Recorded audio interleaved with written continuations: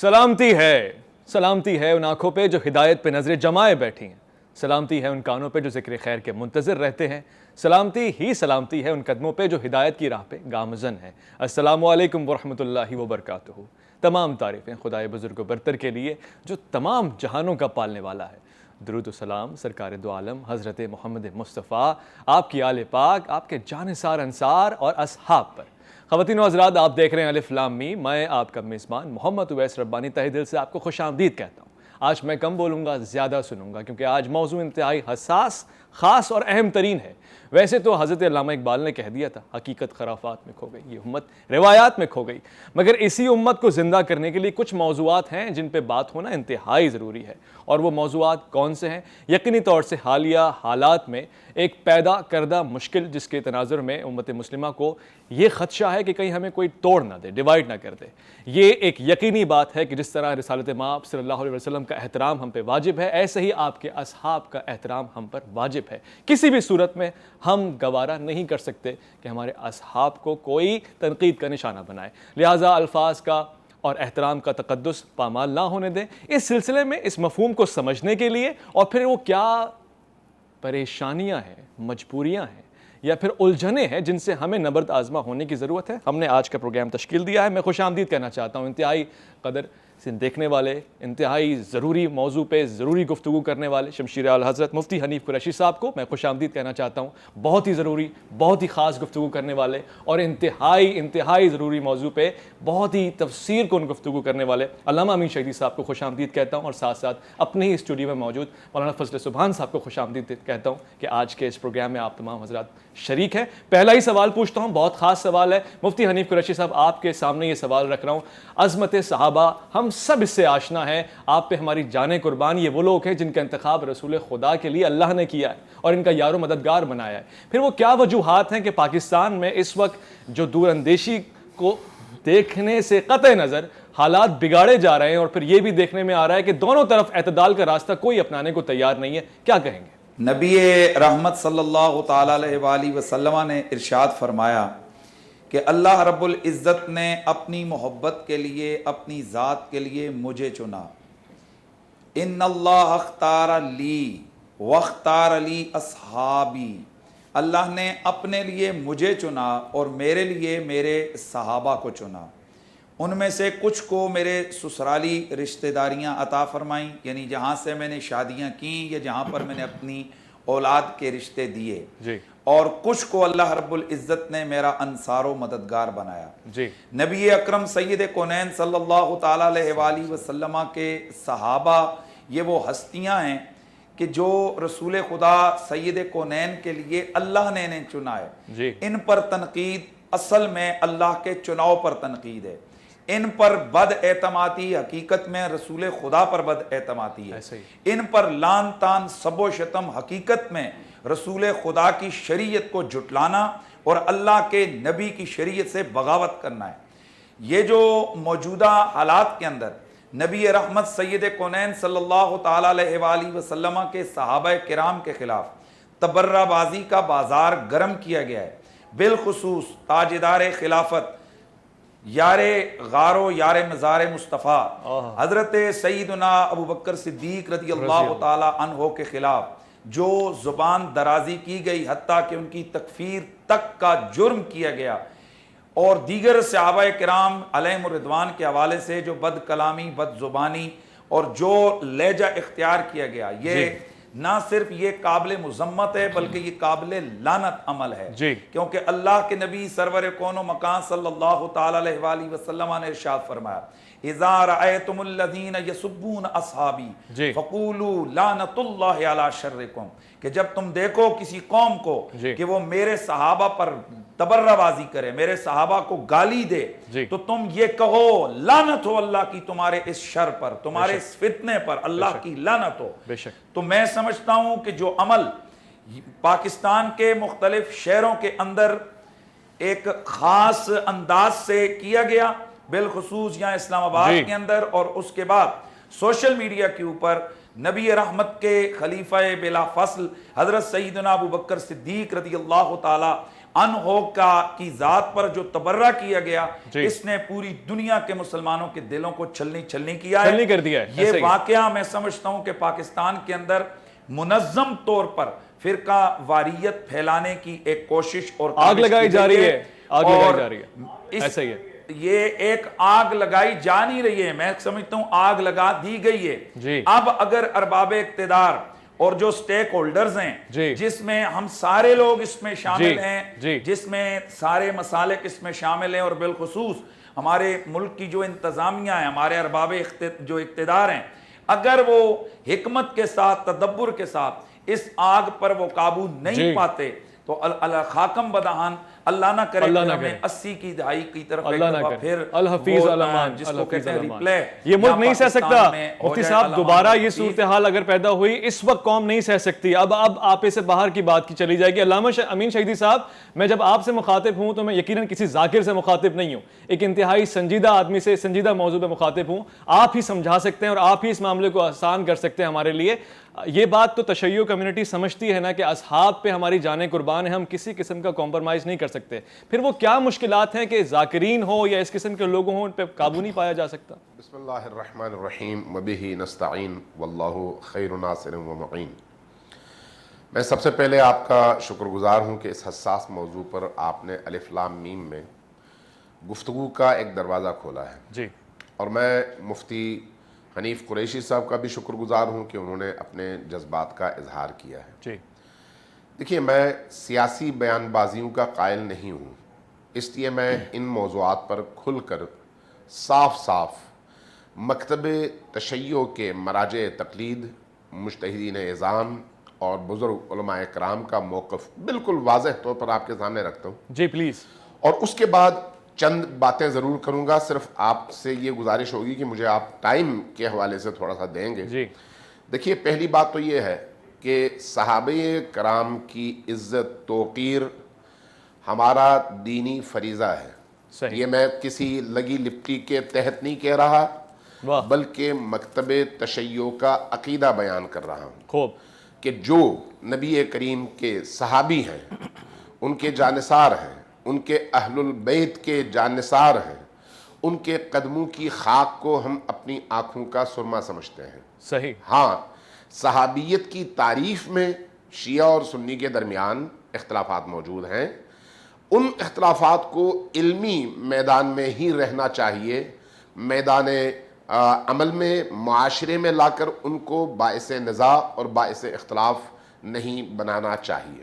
دوسری بات، جہاں تک خلفاء کا تعلق ہے، خلفاء راشدین کا، جن کو مسلمان اللہ کے اس دین میں نبی کریم کے بعد عوام کی طرف سے منتخب شدہ خلفاء سمجھتے ہیں اور خلفاء رسول سمجھتے ہیں، جی، ان کا بھی احترام کرنا ہم اپنے مکتب کے نقطہ نظر سے فرض سمجھتے ہیں، اور اس بے احترامی کو ہم گناہ سمجھتے ہیں اور بے احترامی کرنے والے فرد کو فاسق سمجھتے ہیں۔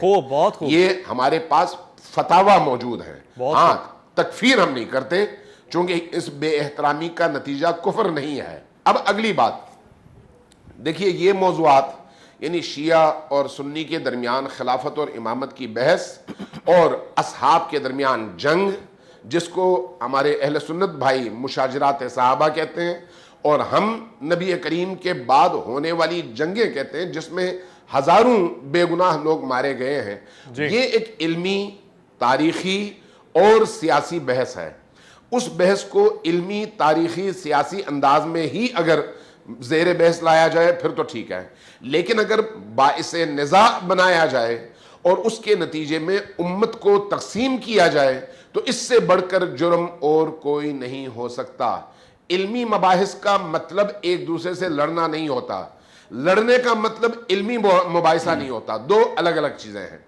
اب تیسری بات میں عرض کرنا چاہوں گا کہ دشمنان دین نے ہمیشہ ہمارے معاشروں کے اندر کوشش یہی کیا ہے کہ کسی نہ کسی طرح سے شیعہ سنی تنازع کو، جو آج سے 1450 سال پہلے کے زمانے سے متعلق ہے، آج کے دور کے مسلمانوں کے درمیان باعث نزاع بنا کر ان کو آپس میں دست بگریباں کیا جائے.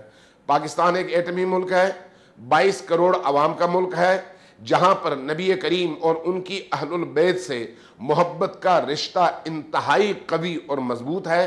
ایک ایسے معاشرے کو اگر آپ بارود کے ڈھیر میں تبدیل کرنا چاہیں تو ان مباحث کو چھیڑ دیں اور اس کے بعد آگ لگانا شروع کر دیں, تو نتیجہ یہی ہوگا کہ پھر معاشرہ سنبھل نہیں پائے گا. سوال ہی میرا یہی ہے, ہم سب کی آنکھوں کے سامنے کر کون رہا ہے؟ کس کے ممبروں سے یہ آوازیں اٹھ رہی ہیں, کن کے جلوسوں سے یہ آوازیں اٹھ رہی ہیں؟ سول رائٹس اور ایتھکس.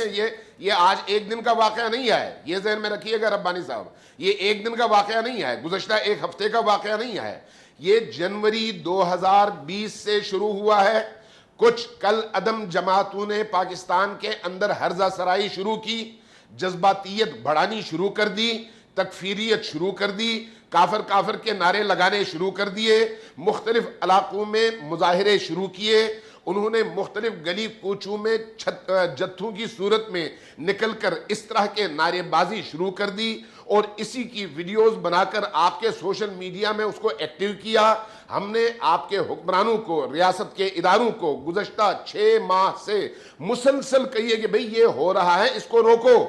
آج اگر اس کا رزلٹ سامنے آیا ہے تو پھر اس کو آج کی تاریخ میں نہ دیکھیں بلکہ ماضی کے اس تسلسل میں دیکھیں. ماضی کے تسلسل میں دیکھیں. 8 مہینے کے اندر اس کو پہلے دن کنٹرول کیا جاتا تو کوئی مائی کا لال ایسی جرأت نہ کرتا. ہم یہ کہتے رہے ہیں کہ سنی کا لباس پہن کر آئے یا شیعہ کا لباس پہن کر آئے, یہ MI6 کا ایجنٹ ہو سکتا ہے, CIA کا ایجنٹ ہو سکتا ہے, اپنے مکتب کا نمائندہ نہیں ہو سکتا. جو شخص حضرت ابوبکر کی برسر عام اس طرح سے توہین کر کے لوگوں کے دلوں کو آزردہ کرتا ہے, وہ چاہے شیعیت کے لباس میں ہو یا کسی اور لباس میں, اس کا مکتب سے کوئی تعلق نہیں ہے. اسی طرح سے جس طرح سے ایک زانی اور شرابی کا تعلق اس کے مکتب سے نہیں ہوتا, وہ اس کا ذاتی فعل ہوتا ہے. اسی طرح سے اگر کوئی سنی حضرت زہرا کے حوالے سے یا حضرت ابو طالب کے حوالے سے یا نبی کریم کے والدین کے حوالے سے کوئی ہرزہ سرائی کرے, کوئی بیہودہ گوئی کرے, کوئی فحاشی کرے, تو اس کو ہم سنیوں کے کھاتے میں نہیں ڈالیں گے. ٹھیک ہو گیا, خوبصورت. علامہ صاحب, آپ کے پہلو میں بیٹھے ہوئے مفتی حنیف قریشی صاحب معتدل پاکستانیوں کی نمائندگی کر رہے ہیں کہ جب وہاں سے حق زہرا سلام اللہ علیہا یعنی آپ کے خلاف کوئی بات ہوئی تب بھی آواز اٹھائی ہے, اور جب حق صحابہ سلام اللہ علیہا آپ پہ جب بات ہو رہی تب بھی آواز اٹھائی. ہم سب اکثریت میں وہی لوگ ہیں جو کسی بھی طرح سے ذاتی قبول نہیں کر سکتے. مفتی افضل زمان صاحب, یہ معاملہ بہت سنجیدہ ہے, میں اس کو سمجھ سکتا ہوں. اب یہ کہہ رہے ہیں کہ جو ایک جماعت ہے کلعدم جماعت, اور یہ سارے معاملات جو ہیں جو مستقل طور سے زیادتی کرتے ہیں, کافر کے نعرے اور یہ ساری باتیں, تو کیا یہ اس کا ریئیکشن ہے؟ الحمدللہ وکفا وسلام علی عبادہ الذین اصطفیٰ. دیکھیں, امت پارا پارا نہ ہو, امت میں انتشار نہ ہو, اس کے لیے جو نقطہ وحدت ہے اس کو انتشار سے بچانا پڑے گا. اہل سنت والجماعت کا پاکستان, اسلامی جمہوریہ پاکستان, اسلام کے نام پر مارز وجود میں آنے والے ملک کی اکثریت کا نقطہ وحدت, مرکز وحدت کیا ہے؟ اللہ کی توحید, رسول اللہ صلی اللہ علیہ وسلم کی رسالت, ازواج نبی امہات المومنین, اہل بیت اطہار اور قدسی صفات پر مشتمل صحابہ کی جماعت ہے. جو اس نقطہ وحدت کے کسی ایک جز کی بھی سب و شتم یا تکفیر کرے گا تو وہ انتشار اور انارکی پھیلائے گا. میں اور آپ مسلمان ہیں, ہمارے پاس ہمارے مسلمان ہونے کی ظاہری دلیل ہے, قرآن اور سنت سے کوئی دلیل نہیں. لیکن وہ صحابہ کہ جن کے دلوں کے تقوی اور پاکیزگی کی گواہی قرآن نے دی, امتحن اللہ قلوبہم للتقوی, وہ صحابہ جو مخاطبین اولین تھے, جن کے بارے میں رب نے کہا کلًا وعد اللہ الحسنى, وہ صحابہ جن سے اللہ نے اپنی رضامندی کا اعلان کیا, رضی اللہ عنہم ورضوا عنہ, وہ صحابہ جن کے بارے میں بیت رضوان قرآن سورہ فتح میں لقد رضی اللہ عن المؤمنین کی آیت نازل ہوئی. وہ صحابہ جن کے بارے میں محمد الرسول اللہ والذین معہ اشداء علی الکفار رحماء بینہم تراہم رکعا سجدا، وہ صحابہ جنہیں قرآن نے اولئک ہم الصادقون، اولئک ہم الفائزون، اولئک ہم الراشدون، اولئک ہم المہتدون، اولئک ہم المفلحون، فإن آمنوا بمثل ما آمنتم به فقد اہتدوا. یعنی ان صحابہ کی تکفیر کرنے والا، ہم حرمت تکفیر مسلم کے قائل ہیں. ایک عام ادنا گناہگار مسلمان کو کافر کہنے والا خود کافر ہوتا ہے. بخاری شریف کے اندر رسول اللہ صلی اللہ علیہ وسلم کی حدیث ہے، من قال لأخیہ یا کافر فقد باء بہ او بہا احدہما. جو کسی ایک انسان کو کافر کہے اور وہ کافر نہیں ہے تو وہ فٹ بال کی طرح لوٹ کر اس پر کفر کا فتویٰ لگ جائے گا. تو وہ صحابہ جن کی پاکیزگی کی گواہی رب کا قرآن دے، ان کو کافر قرار دینے والا وہ خود بخود اپنے آپ کو دائرہ اسلام سے نکال رہا ہے. دیکھیں بخاری شریف کے اندر، ترمیزی کے اندر، مسلم کے اندر یہ ابواب ہے. من سب اصحاب النبی صلی اللہ علیہ وسلم تحریم سب صحابہ، کہ فرمائے صحابہ کو کافر کہنے والا، صحابہ کو سب و شتم کرنے والا مسلمان نہیں ہے.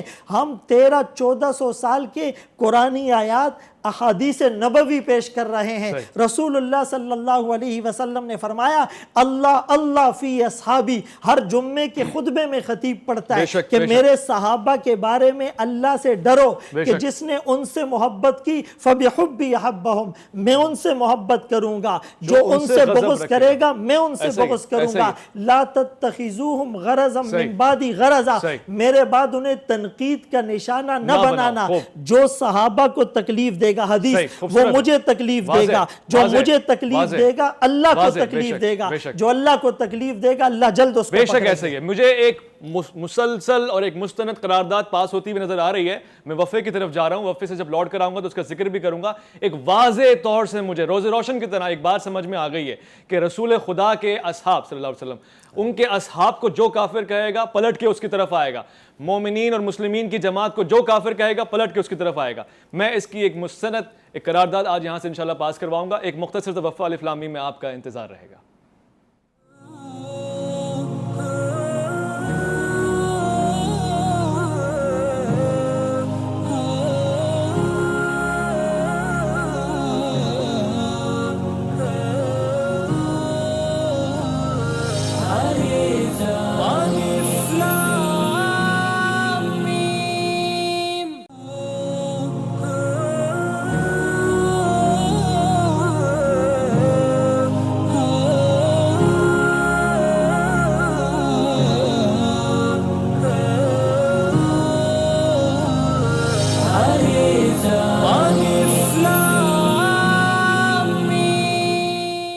الف لام میم میں ایک بار پھر سے خوش آمدید. حساس موضوع ہے، حساس گفتگو ہو رہی ہے، مگر اطمینان رکھیے گا علماء گفتگو کر رہے ہیں. جب جاہلین آپس میں گفتگو کرتے ہیں تو منظر اور ہوتا ہے، لڑوانے والے اینکر بھی ہوتے ہیں، ٹیلی ویژن بھی ہوتا ہے، مگر اس وقت ایسا کوئی ماحول نہیں. الحمدللہ یہ اتحاد بین المسلمین کی ایک اور مثال ہے.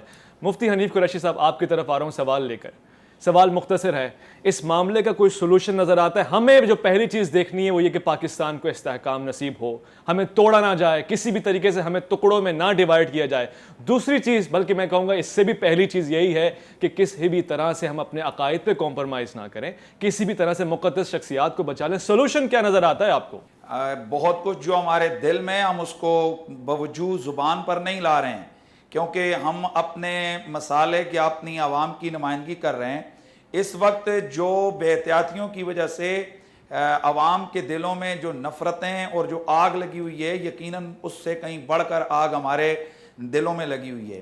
اور میں کچھ تھوڑا، میرے ساتھ بیٹھے ہیں امین شہیدی صاحب، تو یہ ویسے میں بڑی محتاط گفتگو یہ بھی کرتے ہیں، ہمیشہ یہ وحدت کی بات کرتے رہتے ہیں جی، لیکن میں ان سے بالکل کھل کے کہوں گا کہ ہمیں ان پر بہت دکھ ہے. ان جیسے اور وہ اہل تشیع کے لوگ جو آ کر پریس کانفرنسوں میں، اس طرح کے ٹی وی شوز پر جو یہ بھاشن دیتے تو ہمیں نظر آتے رہیں کہ جناب ہم تکفیر صحابہ یا مقدسات کی توہین ہمارے ہاں حرام ہے، لیکن یہ کس کے منبر استعمال ہو رہے ہیں؟ انہوں نے جو ارشاد فرمایا کہ جنوری سے ایک کالا دم تنظیم نے یہاں تکفیر کے کافر کے نعرے لگائیں، صاحب آپ نے تو ان کا بیانیہ مضبوط کیا ہے.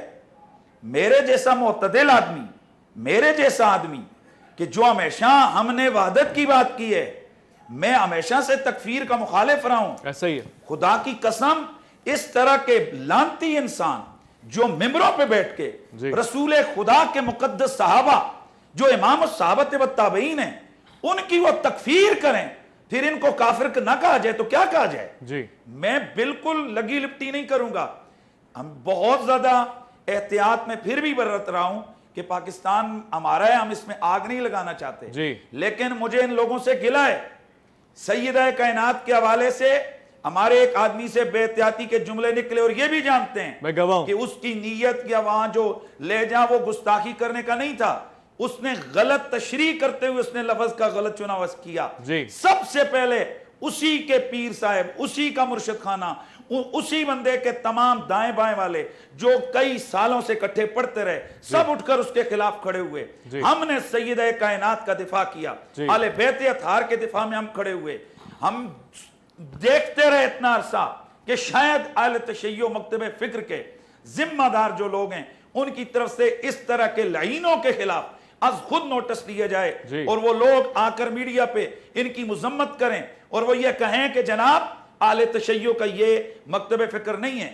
میں بالکل اس وضاحت کو ربانی بھائی کافی نہیں سمجھتا ہوں کہ اس طرح کے پروگرام میں وضاحت ہو جائے اور باقی جو بڑے بڑے پلیٹ فارمز ہیں ان کے پاس اپنے، خدا کی قسم عوام کے سامنے یہ ایک بہت، میں کہتا ہوں کہ اس واقعہ نے یہ جو اسلام آباد میں ہوا اور اس کے بعد جو خلفائے راشدین کے حوالے سے یہ جو رویہ اور دیگر صحابہ کے حوالے سے رکھا گیا ہے، اللہ کی قسم اس نے بہت سارے ذہنوں کو متزلزل کیا ہے. جو لوگ پہلے اس تکفیری جس کو یہ دہشت گرد فرقہ کہتے ہیں ان کو دور ہٹاتے تھے، اب ان کو ساتھ بٹھا کر کہتے ہیں تم بالکل ٹھیک کہتے ہو، واقعی رسول اللہ کے صحابہ کی یہاں توہین ہوتی ہے.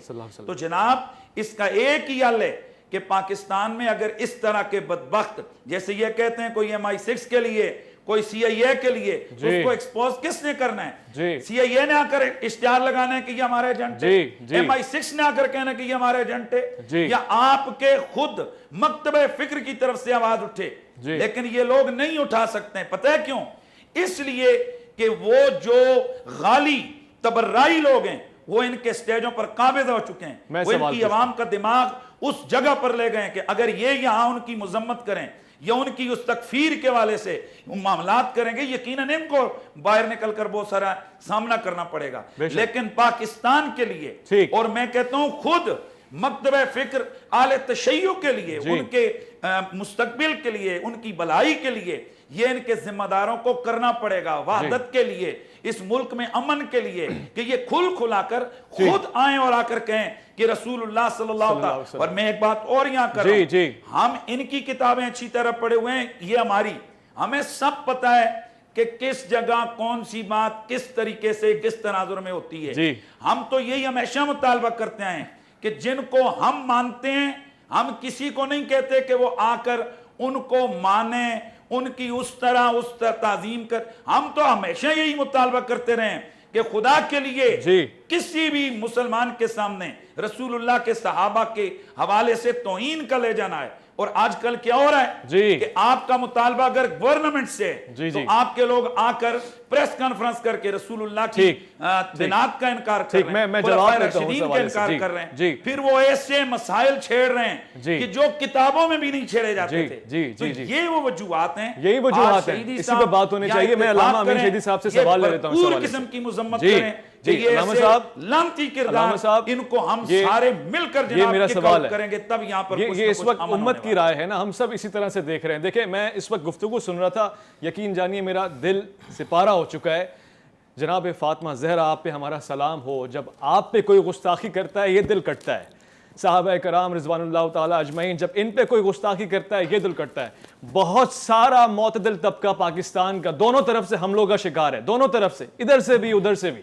ہم آپ کی طرف اس لیے دیکھ رہے ہیں کہ کیا یہ ممکن نہیں ہے ان ذاکرین کو کسی بھی طرح سے کنٹرول کیا جائے، اور اگر یہ ممکن نہیں ہے تو پھر اگلی صورتحال کیا ہے، کیونکہ نتائج بہت زیادہ خطرناک نکل سکتے ہیں. آپ بھی سمجھتے ہیں، میں بھی سمجھتا ہوں، پاکستان اس کا بالکل بھی نبردآزمان نہیں ہو سکتا ان معاملات کا. اور بالآخر مجھ جیسا عام مسلمان جو کسی بھی شخصیت کے خلاف، میں اہل تشیع علماء کو جانتا ہوں، اہل سنت حضرات کے پیچھے کھڑے ہو کے نماز پڑھتے ہیں، جہاں انسانیت کا احترام اتنا ہے، جہاں سول رائٹس کا احترام اتنا ہے، جہاں ایتھکس کا اتنا خیال ہے، تو پھر ابھی کیا ہو گیا ہے کہ اچانک ہم ایتھکس سے باہر آ گئے، بھرے مجمع میں ہم خلاف گفتگو بھی کر رہے ہیں، ممبروں سے بھی خلاف گفتگو کر رہے ہیں. کوئی روک تھام ہے اس کی؟ یہ مقرر بھی ہیں، مناظر بھی ہیں، اور مناظرہ اور تقریر کی بنیاد یہی ہے کہ آپ جذبات کو پیک پر پہنچائیں. تو اس کے بغیر نہ تقریر ہو سکتی ہے نہ مناظرہ ہو سکتا ہے. تو اس لیے میں ان کے مزاج کو اور ان کی گفتگو کو سمجھ رہا ہوں اور ان کو حق دیتا ہوں. اب اگلی بات سنیے. جب حضرت زہرا سلام اللہ علیہا کے حوالے سے حرزہ سرائی ہوئی تو وہ آپ اس کو جو بھی کہہ کر اس کو ڈیفینڈ کریں کہ بھئی اس کی مراد یہ نہیں تھی، لیکن بہرحال ہم تو سمجھتے ہیں کہ اس کی مراد یہی تھی، لیکن اس کے باوجود ہم نے وہاں پر بھی بڑی احتیاط کی. کیوں احتیاط کی؟ یہی مفتی صاحب خود گواہ ہیں اس بات پر. ان کو ہم سے گلا رہا کہ ہمارا بندہ تھا، ہم اس کے خلاف کھڑے ہوئے، آپ لوگوں نے اس طرح سے کھڑے ہو کر سٹینڈ نہیں لیا. میں نے ان سے یہ پہلے بھی گزارش کی تھی کہ اگر ہم سٹینڈ لیں گے تو یہ مسئلہ بن جائے گا شیعہ اور سنی. صحیح. اور ہم نہیں چاہتے کہ ایسے موضوعات جن کا تعلق اسلام کے مسلمات میں سے ہو، اس میں ہم اس کو شیعہ سنی بنا کر اس کو تنازع اور جھگڑے کا موضوع بنا دیں، اور اس کے نتیجے میں موضوع تو کہیں گم ہو جائے، پھر شیعہ سنی ایک دوسرے کے مقابلے میں آ جائیں. اس وقت بھی میں نے یہ بات ان سے عرض کی تھی. اس کے باوجود اس کیس میں علماء بولے، لیکن جذباتی طور پر نہیں بولے بلکہ بہت ہی معقول انداز میں بولے. جہاں تک اس کیس کا تعلق ہے، سب سے پہلی بات تو یہ ہے کہ جو لوگ اس طرح کی زبان استعمال کر رہے ہیں ان کے حوالے سے، چاہے اس کے نام کے ساتھ کچھ بھی لگتا ہو، جی، ایسے لوگوں کے حوالے سے، یہ آج کی بات نہیں ہے، اس ہفتے کی بات نہیں ہے، 2020 کی بات نہیں ہے. ہم کئی سالوں سے کہہ رہے ہیں کہ ان کا تعلق مکتب تشیع اور مکتب اہل البیت سے نہیں ہے، ان کا تعلق انگریز سے ہے اور MI6 سے ہے. میں آپ کو ایک مثال دیتا ہوں. اب میں آپ سے ٹائم چاہوں گا، اس کو کل نہ کیجئے گا. یاسر حبیب ایک شخص ہے جس کے سر پہ امامہ ہے، جی، وہ رہتا تھا کویت میں. اس نے وہاں پر تقریریں شروع کر دی اور اسی طرح سے آگ لگائی. اس کو وہاں سے نکال دیا گیا. برطانیہ نے اس کو آغوش میں لیا. ملکہ برطانیہ نے اس کو لندن کے اطراف میں ایکڑوں میں زمین دی اور ساتھ میں ایک چینل بنا کے دیا اور اس کے ساتھ ایک بہت بڑا مدرسہ بنا کے دیا. فنڈنگ ساری اس کی ہو رہی ہے. اب وہ اس چینل پر بیٹھ کر وہ حرزہ سرائیاں کرتا ہے جس کو سن کر ہم بھی کانوں کو ہاتھ لگاتے ہیں. تو اب آپ کہیں وہ شیعہ تھا، میں اس فکر پر لعنت بھیجوں گا جو یہ کہے کہ وہ شیعہ تھا. کس نے کہا وہ شیعہ تھا؟ وہ شیعیت کے لبادے میں انگریزوں کا غلام تھا. اسی طرح سے اگر آپ کی صف میں کوئی کھڑا ہوتا ہے اور اس نے آپ کا لباس پہنا ہے، میں کبھی بھی نہیں کہوں گا کہ وہ سنی تھا. وہ انگریزوں کا نہیں، امریکیوں کا غلام ہے، امریکیوں کے ایجنڈے پر کام کرتا ہے. لہٰذا جو چیز اہم ہے وہ سنیے کہ اس وقت جو لوگ یہ کام کر رہے ہیں ان میں اہل سنت کے درمیان CIA کام کر رہی ہے، میں ثبوت کے ساتھ بات کر رہا ہوں، اور شیعوں کے درمیان MI6 کام کر رہی ہے، میں ثبوت کے ساتھ بات کر رہا ہوں. جس بندے نے یہ گفتگو کر کے اس معاشرے میں آگ لگائی وہ اس وقت کہاں پر بیٹھا ہوا ہے؟ لندن میں ہی کیوں بیٹھا ہوا ہے؟ کہیں اور کیوں نہیں بیٹھا ہوا؟ اس کا کیا مطلب ہے؟ اس کا مطلب بالکل واضح ہے کہ جن کا کام تھا انہوں نے کام لیا اور واپس پہنچی وہیں پہ خاک جہاں کا خمیر تھا. ہم بالکل کھل کر یہ بات کرتے ہیں، ہمیشہ کرتے رہے ہیں. اگر آپ نے نہیں سنا تو اپنے کانوں سے روئی نکالیے، ہماری محافل میں آئیے اور ہماری محافل میں بیٹھ کر پھر دیکھیے کہ اس طرح کی باتیں ہوتی ہیں یا نہیں ہوتی. ہم آپ کو جب مانیٹر کرتے ہیں تو آپ بھی کیجئے، دیکھیے کہ ہمارے بڑے بڑے اجتماعات میں جو گفتگو ہوتی ہے اس کا سٹینڈرڈ اور اس کا معیار کیا ہے. دوسری بات، اب میرا سوال یہ ہے کہ اگر کسی نے زنا کیا تو آپ اس کے مقابلے میں آ کر کہیں گے اب میں بھی کروں گا. کسی نے شراب پی، آپ کہیں گے اب چونکہ اس نے پی ہے میرا مخالف ہے اس لیے میں بھی پیوں گا. ایک تکفیری گروہ گزشتہ 40 سالوں سے اس ملک کو آگ لگا رہا ہے, آپ اس کو حق دیں گے کہ ہاں وہ صحیح لگا رہا ہے؟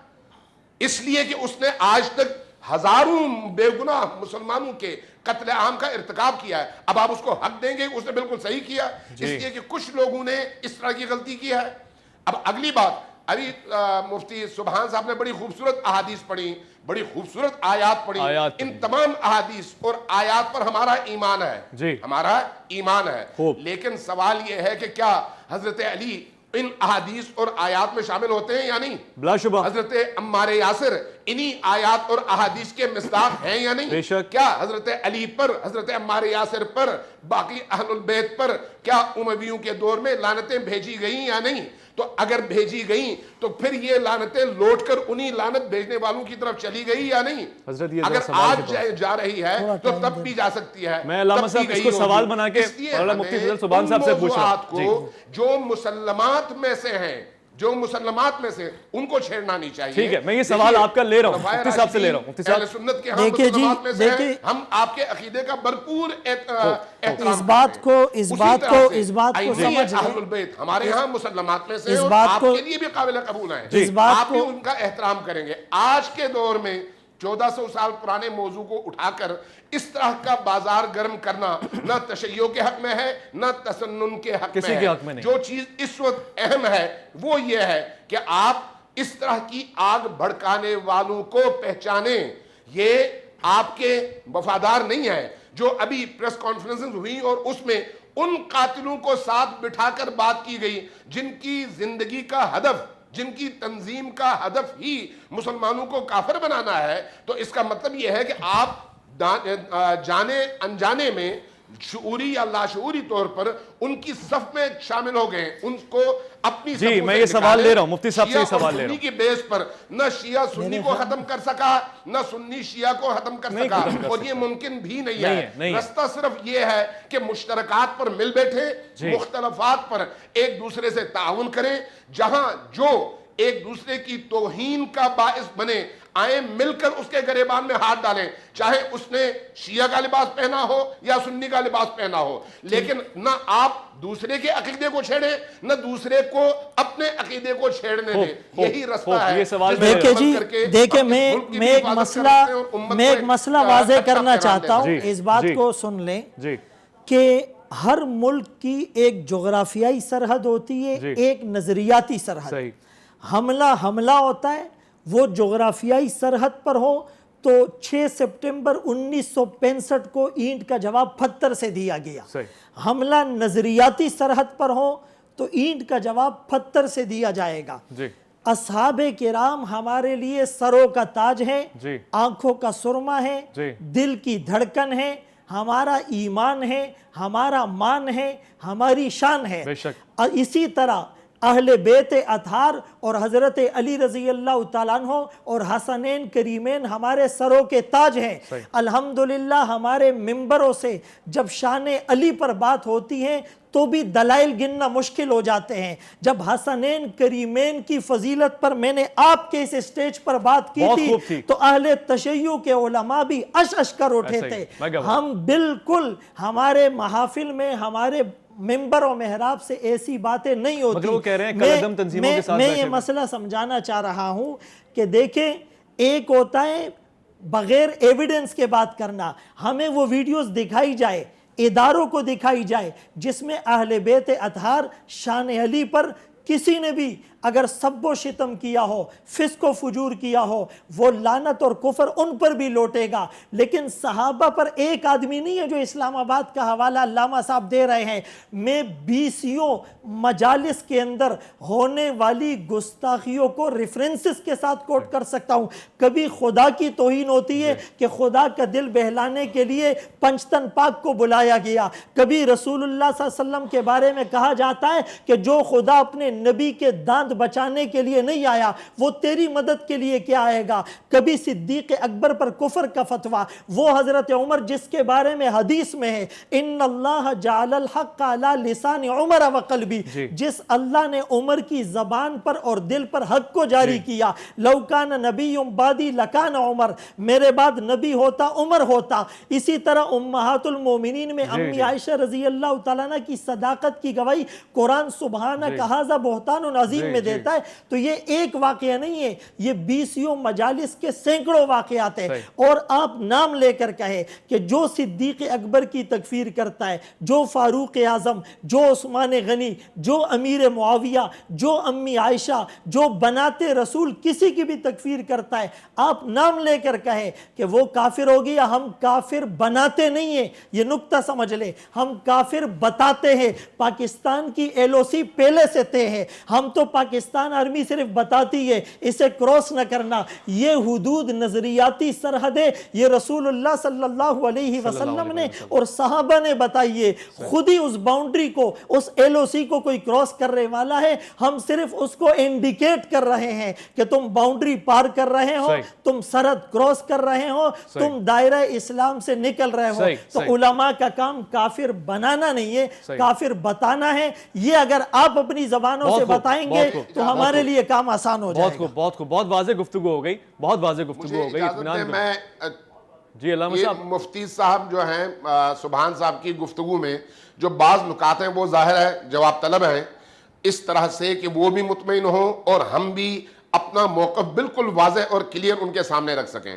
پہلی بات یہ ہے کہ جن ذاکروں کے حوالے سے انہوں نے یہ بات کی جو اللہ کی شان میں گستاخی کرتے ہیں، رسول اللہ کی شان میں گستاخی کرتے ہیں، قرآن میں تحریف کا اعلان کرتے ہیں یا بات کرتے ہیں، ان کا اسلام سے، مکتب اہل البیت سے کسی طرح کا کوئی تعلق نہیں ہے، یہ گمراہ ہیں۔ جو اللہ کی شان میں گستاخی کرے وہ اسلام سے خارج ہے، جو رسول اللہ کی شان میں گستاخی کرے وہ اسلام سے خارج ہے۔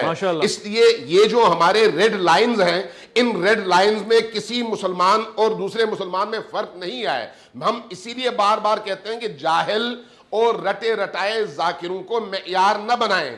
اگر آپ نے ایسا سنا ہے ان کے خلاف آئیں، مل کر جاتے ہیں، ایف آئی آر کٹواتے ہیں، مل کر جاتے ہیں۔ لیکن آپ اگر اس کی آڑ میں مکتب اہل البیت کو نشانہ بنائیں گے تو مکتب اہل البیت کوئی گلی کوچے کا مکتب نہیں ہے۔ اس لیے جو ہے اس طرح کی باتوں سے پھر شرنگیزی ہوگی، پہلی بات۔ دوسری بات، جہاں تک آپ کہتے ہیں کہ ہم کفر بتاتے ہیں تو پھر تھوڑا سا پیچھے جائیں تو آپ کو حضرت ابو طالب پر کفر کے فتوے لگانے والوں کا بھی کفر بتانا پڑے گا، حضرت علی پر کفر کے فتوے لگانے اور لعنت کرنے والوں کا بھی کفر بتانا پڑے گا۔ دیگر جو اصحاب رسول اور اہل البیت میں سے جو لوگ علی کے ساتھ کھڑے ہوئے ان کے خلاف جنہوں نے زبان درازیاں کی ان کا بھی کفر پھر بتانا پڑے گا۔ لہٰذا میں کہہ رہا ہوں کہ جو علمی بحث ہے اس کو علمی رہنے دیں، جو آپ کی تاریخی بحث ہے اس کو تاریخی رہنے دیں، عوام میں وہ چیزیں لائیں جو مشترک ہو اور ایک دوسرے کے قریب کر سکیں۔ تاریخ میں جائیں گے تو پھر جو ہے ایک نیا پنڈورا باکس کھل جائے گا۔ صحیح، خوبصورت علامہ صاحب، آپ کا نقطہ نظر بھی آ گیا، میں انتہائی شکر گزار ہوں آپ کا۔ مفتی حنیف قریشی صاحب، آپ کے قیمتی وقت کا انتہائی شکریہ۔ مفتی صاحب آپ کا بہت بہت شکریہ۔ میں نے آج جو ایک چند باتیں خاص طور سے نکات کی صورت میں اخذ کی ہیں، میں کبھی بھی پروگرام کو ادھورا نہیں چھوڑتا، ایک مقصد، ایک قرارداد ضرور لیتا ہوں، اور مجھے واضح طور سے قرارداد نظر آ رہی ہے۔ یہ جو علماء طبقہ ہے، یہ سمجھدار طبقہ ہے، یہ جانتا ہے، دونوں مکاتب کی کتابیں پڑھ رکھی ہیں اور اس سے زیادہ بھی یہ سمجھتے ہیں کیا بات کرنی ہے کیا نہیں کرنی ہے۔ اپنے ممبروں کو، اپنے لاؤڈ سپیکرز کو، اپنی محافل کو، مجالس کو، ٹی وی کے پروگرامز کو جاہلوں سے بچائیں، اور دونوں اور بلکہ جتنے بھی طبقات ہیں سب کے سب جاہلوں کو وہاں سے دور رکھیں، ورنہ جب یہ قوم جہالت پہ آ جائے گی پھر اس کو کوئی روکنے والا نہیں ہوگا۔ یہ بہت ضروری موضوع ہے۔ ہم سب ایک ہیں پاکستان کے استحکام کے لیے، ہم سب ایک ہیں پاکستان کو ہمیشہ پائندہ اور سلامت رکھنے کے لیے، کوئی فرقہ نہیں۔ میں آج مختلف طبقات میں بیٹھ کر آ رہا ہوں، آپ کو تو شاید معلوم ہی نہیں ہوگا جتنے طبقے، اس سے زیادہ ہیں، شافعی، مالکی، حنبلی، مگر سب مل کے رہتے رہتے ہیں.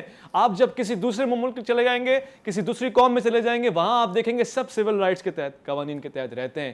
یہاں پہ ہم رہ اس لیے نہیں پاتے کیونکہ ہمارے یہاں جاہل طبقہ آگے آ جاتا ہے اور علماء کو پیچھے دھکیل دیا جاتا ہے. آج کی علماء کی گفتگو سے میں انتہائی مطمئن ہوں کہ انشاءاللہ اگر یہی سلسلہ رہا تو کوئی تکفیریت نہیں پھیلے گی, کوئی کفر کے فتوے نہیں پھیلیں گے, کوئی کسی کے خلاف جہاد یعنی اس انداز سے جنگلی پلے پہ نہیں اترے گا, اور انشاءاللہ یہ امت یہ اسی طرح سے رسول خدا صلی اللہ علیہ وسلم کے سامنے آئے گی کہ وہ خوش ہوں گے. یقین جانیے اس بات پہ آج کا پروگرام ختم ہے. میں نے کوئی دیوبندی ورک شاپ نہیں دیکھا, میں نے کوئی بریلوی ٹیلر نہیں دیکھا, میں نے کوئی شیعہ ہوٹل نہیں دیکھا. کیونکہ اس سے ان کے کاروبار کو نقصان پہنچتا ہے. کوئی یہ سوچنے والا نہیں کہ دین کو کتنا نقصان پہنچتا ہے. اللہ کرے کہ یہ احساس ہمارا اجاگر ہو اور اسی طرح سے اسلام کے نظریات کا دفاع کریں. پروردگار آپ کو خوش رکھے. آپ اپنے آس پاس کے تمام لوگوں کا خیال رکھیے گا. اللہ کی امان میں.